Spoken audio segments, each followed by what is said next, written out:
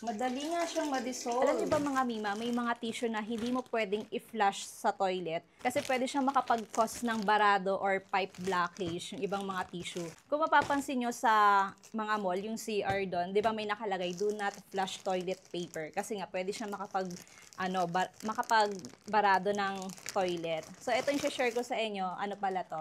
This is from Royo Panda Tissue and biodegradable toilet paper to.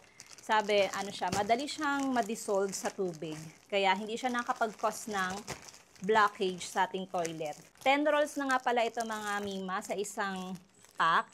Each roll paper is nakapack individually. Ayan, may plastic. Kaya clean and safe siya, napaka-hygienic kasi may plastic siya.